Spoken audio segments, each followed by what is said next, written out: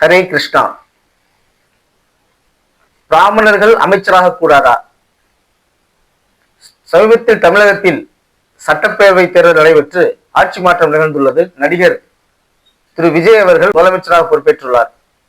அவருடன் அமைச்சர்களும் பொறுப்பேற்றுள்ளார்கள்.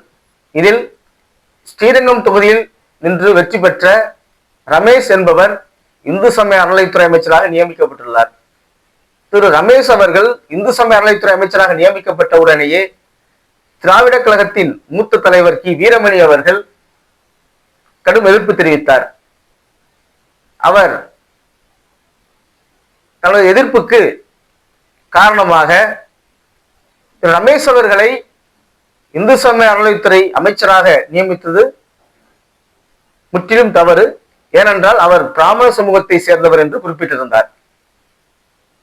ஏன் பிராமண சமூகத்தை சேர்ந்தவரை அமைச்சராக நியமிக்க கூடாதா? முதலில் திரு கி வீரமணி அவர்கள் ஒன்றை புரிந்து கொள்ள வேண்டும்.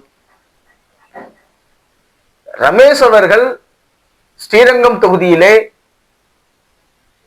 தேர்தலில் நின்று பெரும்பான்மை மக்களால் தேர்ந்தெடுக்கப்பட்ட பிரதிநிதி. அந்த அடிப்படையில் அவரது தகுதியை, அவரது வெற்றியை அங்கீகரித்து அவருக்கு அமைச்சர் பதவி கொடுக்கப்பட்டுள்ளது. இதில் எந்தவித தவறும் இல்லை. மக்களும் இதில் எந்த ஒரு தவறும் காணவில்லை.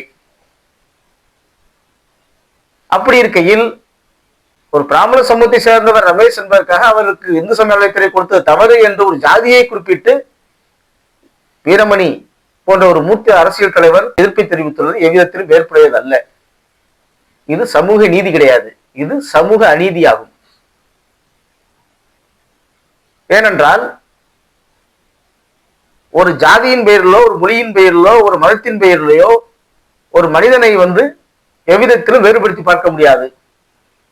நமது இந்திய அரசியலமைப்பு சட்டமே எதை போதிக்கின்றது? அனைத்து சமூகத்தவரும் சமமாக நடத்தப்பட வேண்டும் என்பதையே கூறுகிறது. அதையே தமது குறிக்கோளாக கொண்டிருக்கிறது. அப்படி இருக்கையில் கி வீரமணி அவர்களின் கருத்தானது நமது இந்திய அரசியலமைப்பு சட்டத்திற்கு எதிரானதாகவே கருத வேண்டும்.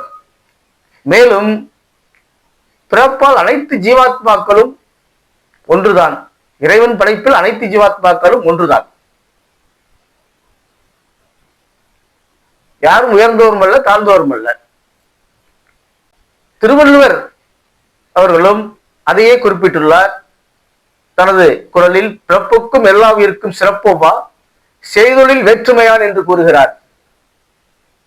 மனிதகுலத்தில் எவரும் பிறப்பால் உயர்ந்தவரும் அல்ல, தாழ்ந்தவரும் அல்ல. ஒரு மனிதன் எத்தகைய செயலை செய்கின்றானோ அதன் அடிப்படையிலே உயர்ந்தவனாகவும் தாழ்ந்தவனாகவும் கருதப்படுகின்றான் என்று தெளிவாக கூறியுள்ளார். அப்படி இருக்கையில் ரமேஷ் அவர்கள் ஒரு அமைச்சராக நியமிக்கப்பட்டது என்பது எந்த விதத்தில் ஒரு தவறு? இதில் எங்கு வீரமணி அவர்கள் தவறை கண்டார்கள்?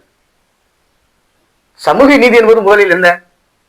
அனைவரையும் எந்த ஒரு அடிப்படையிலும் பாகுபடுத்தாமல் சமமாக பாவிக்க வேண்டும் என்பதுதான். பெரியார் அவர்களும் அதைத்தானே சொன்னார்கள். அப்படி என்றால் கி வீரமணி அவர்கள் பெரியாரின் கருத்துக்கே எதிராக செயல்படுகிறார் என்றே நாம் சொல்ல வேண்டும். கருத்தில் கி வீரமணி அவர்களுடைய இந்த கருத்து, இந்த எதிர்ப்பு எவ்விதத்திலும் ஏற்புடையதல்ல.